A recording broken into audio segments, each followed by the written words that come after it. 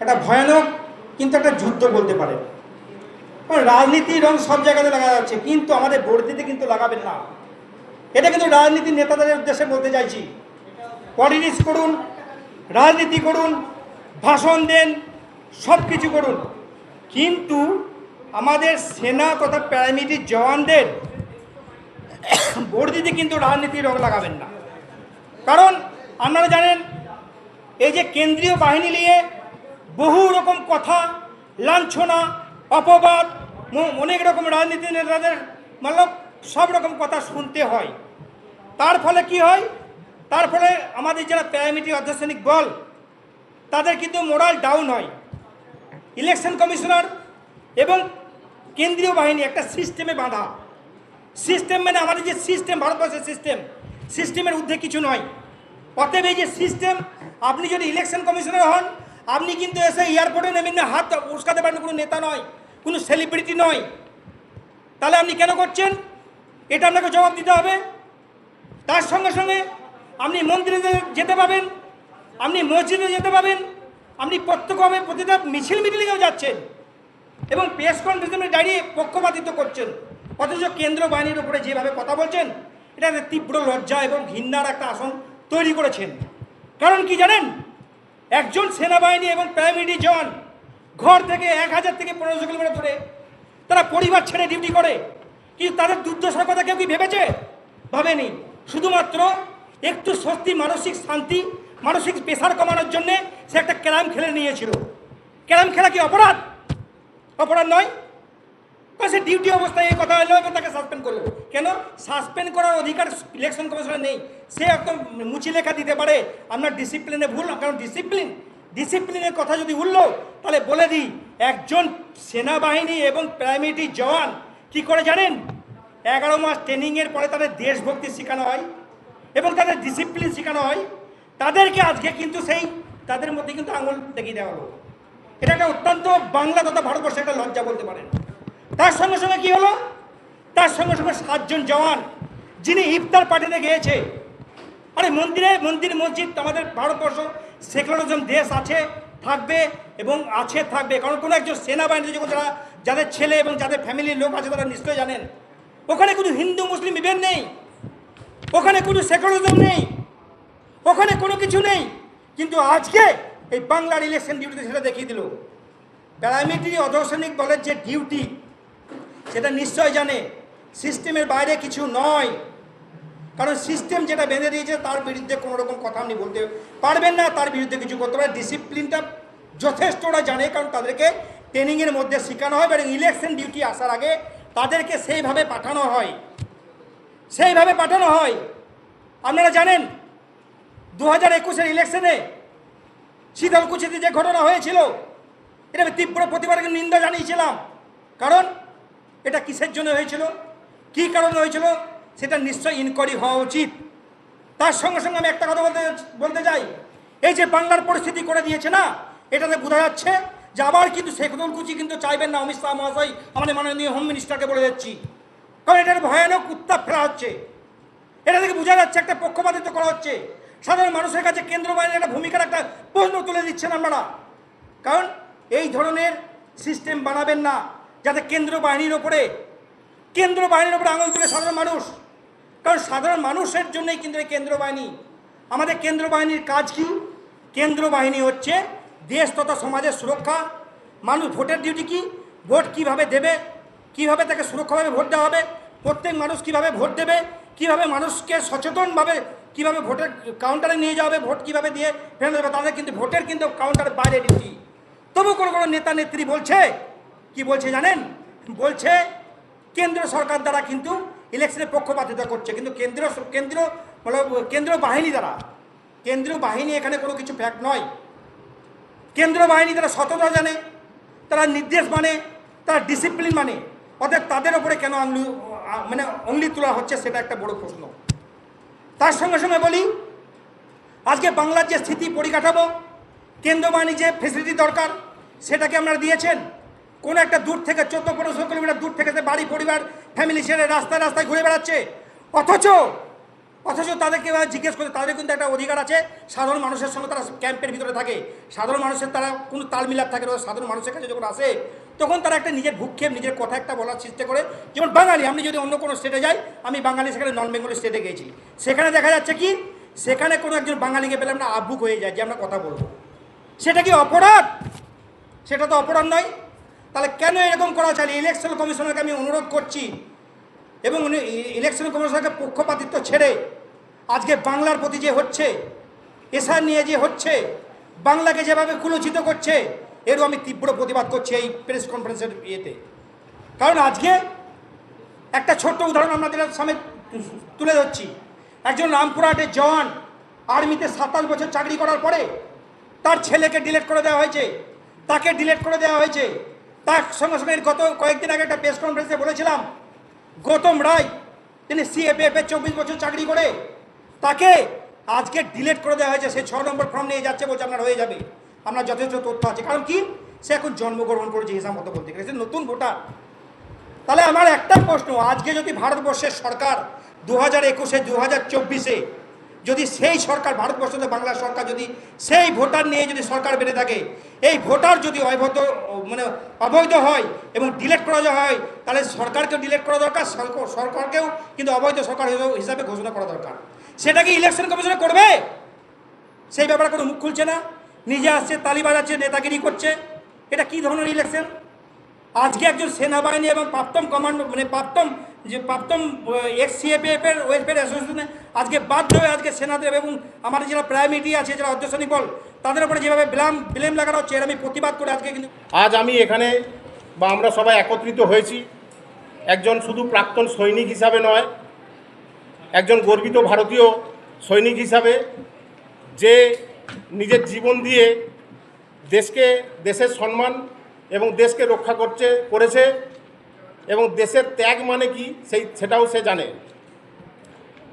আজকে মুদ্রা কথা হচ্ছে সিএপিএফ যারা সিআরপিএফ জওয়ানদের বঞ্চনা নিয়ে আমি কিছু কথা বলতে চাই। সেন্ট্রাল আর্মড পুলিশ ফোর্স দেশের অভ্যন্তরীণ নিরাপত্তার দায়িত্বে তারা থাকে।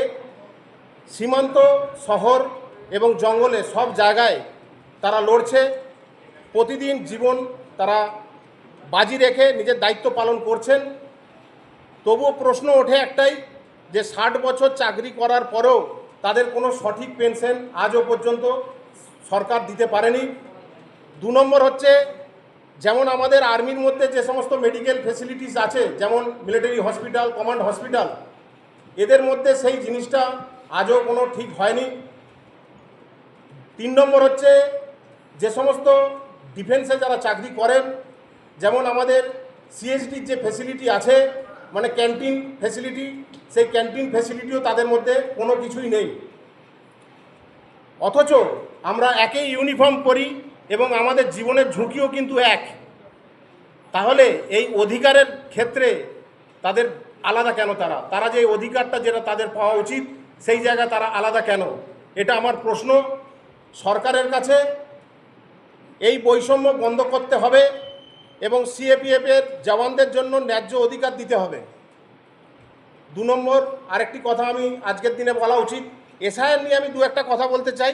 এসআইআরের সমস্যা যেটা চলছে, সম্মানের উপর অনেক আঘাত আনছে মানুষদের ক্ষেত্রে। পশ্চিমবঙ্গে যে এসআইআর সংক্রান্ত যে সমস্যা চলছে, তা অত্যন্ত উদ্বেগজনক।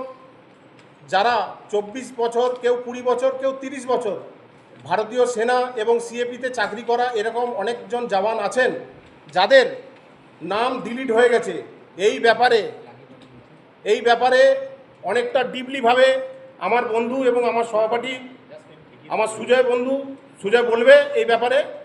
এক্স কমান্ডো, ঠিক আছে, মাইকে দাও। ব্যাপারে যেমন সামনেই আসন্ন নির্বাচন, 23 আর 29 তারিখ যে ভোট আসছে, আর কয়েকদিন পরেই আসছে গণতন্ত্রের সবচেয়ে বড় দিন এবং বড় উৎসব, ভোট। আমরা যেমন সীমান্তে দাঁড়িয়ে দেশ রক্ষা করি, আবার আমরাই দেশের ভবিষ্যৎ, দেশের যে ভবিষ্যৎ, সেই ভবিষ্যৎ গড়ার দায়িত্ব আপনাদের ভোটার, আপনারা ভোটার, আপনাদের এই ভোট দেশ গড়ার দায়িত্ব আপনাদের হাতে, কিন্তু সীমান্ত দায়িত্ব আমাদের হাতে। আপনাদের ভোটেই ঠিক করবে দেশ নিরাপদে থাকবে কি থাকবে না। আপনাদের ভোটেই ঠিক করবে সৈনিকদের সম্মান দেওয়া যায় কি যায় না। ভোট দিন, কিন্তু একটু ভেবে দিন। ভোট দিন, কিন্তু দেশের জন্য দিন। আর একটি কথা আমি দুটো বলবো, ভোট শুধুমাত্র অধিকার নয়, এটা দেশের প্রতি আপনাদের দায়িত্ব। যারা দেশের নিরাপত্তার গুরুত্ব দেয়, যারা সৈনিকদের সম্মান দেয়, যারা সিএপিএফদের জওয়ানদের অধিকার দিতে প্রস্তুত, আপনারা তাদের দিকেই ভোট দিন, এটা আমি অনুরোধ করব।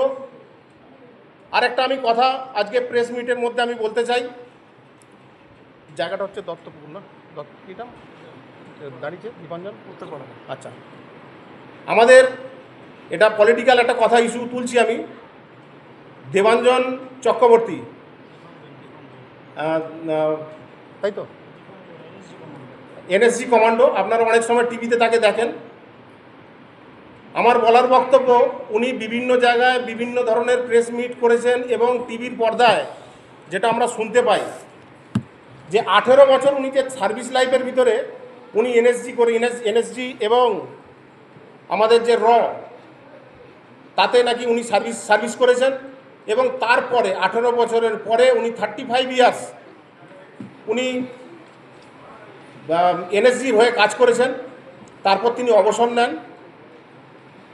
ভারতবর্ষের ইতিহাসে এই জিনিসটা কখনোই হতে পারে না। উনি টোটালি যা বলছেন টোটালি রং বলছেন। কারণ এনএসজিতে যারা যায় তারা হচ্ছে 2 বছর থেকে 5 বছর, তার উপরে কোনোদিন এনএসজিতে সে থাকতে পারে না। আর এমন একটা জিনিস, কোনো ডিফেন্সের জওয়ান বা অফিসার্স যারা তে সার্ভিস করে তারা নিজের ওয়াইফকে পর্যন্ত বলতে পারে না যে আমি তে আছি। তাহলে উনি সোশ্যাল মিডিয়া এবং বিভিন্ন টিভি চ্যানেলে যেভাবে আমি তে চাকরি করতাম এটা বলছেন, উনি টোটালি দেশের একটা মানে সিক্রেট মিশনকে উনি বরবাদ করে রেখেছেন।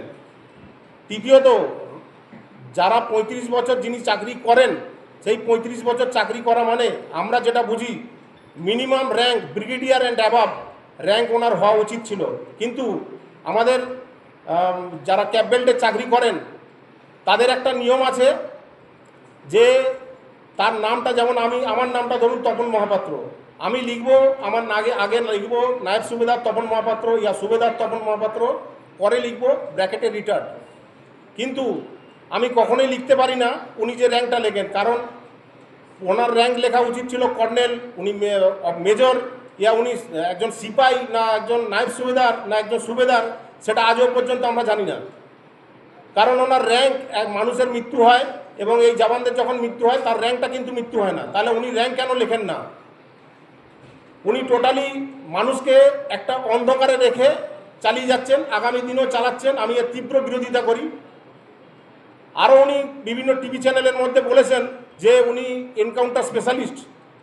উনি কাজ মানে ওনার লাইফে সার্ভিস লাইফের ভিতরে 50-এর বেশি অধিক এনকাউন্টার করেছেন এবং সেই এনকাউন্টার পাকিস্তানের মাটিতে গিয়ে করেছেন। অসম্ভব ব্যাপার, কেননা আজকালের দিনে মানুষে আমাদের ছোটোবেলায় বাবা মাদের টাইমে যেসব জামানা গেছে সেই সব জামানা নেই এখন, তাই ভুলভাল মানুষকে বোঝানো যায় না। এবং উনি যে এনকাউন্টার করেছেন, ওনার এনকাউন্টার মানেটা এটা হলো ওনার সাথে যারা ছিলেন, যারা ওনার সহকর্মী, উনি তো একা আর এনকাউন্টার করেননি, কিন্তু উনি বলছেন যে আমি একা এনকাউন্টার করেছি। তার মানে হচ্ছে বাকিরা ধরে আনতো, উনি দাঁড়িয়ে থেকে তাদের উপর গুলি করতেন, এটাই বোঝাতে চাইছে। তার মানে কি, মানুষকে ভুল বোঝাচ্ছেন। এবং উনি এমন একটা বাইট দিয়েছেন যেটা উনি বলতে চেয়েছেন যে সমস্ত উগ্রবাদী বা টেররিস্ট যাদেরকে আমি মানে মারতাম এবং সেই সময় আমি আমার পায়ের জুতোটা খুলে তাদেরকে আমি প্রণাম করতাম যে আমি আমার দেশের জন্য কাজ করেছি, পারলে আমাকে ক্ষমা করো, এটা আমার অ্যাজ এ ডিউটি। এটা কখনোই হতে পারে না। এটা উনি বললেন কি করে? মানে এটার একটা তীব্র অ্যাকশন নেওয়া উচিত বলে মনে করি। সেটা গভর্নমেন্ট সরকার বুঝুক, সে ব্যাপারে আমি আমার তরফ থেকে বললাম। এবং আপনারা একটা দেখুন যে আমরা যে আমাদের যে টেররিস্ট যে ছিল, যার নাম আপনারা হয়তো জানেন, অজগর, এ হচ্ছে এমন একটা উগ্রবাদী। এখন যদি আমরা তাকে, সে যখন মারা যায় তখন কি তাকে মারার জন্য আমরা কি আমার পায়ের জুতোটা খুলে তাকে পায়ে হাত দিয়ে প্রণাম করে বলবো যে স্যার আমার ভুল হয়ে গেছে, আমি আমার দেশের জন্য আমি কাজ করেছি, এটা আমার দায়িত্ব এবং কর্তব্য, আমাকে পারলে ক্ষমা করুন? এটা হয় কখনো? কিন্তু উনি এটা আর বাংলার মতো কিছু নিউজ চ্যানেল আছে যে চ্যানেলে বসে ওপেন কথা বলছেন। এটা আমি এই প্রেস কনফারেন্সে বললাম।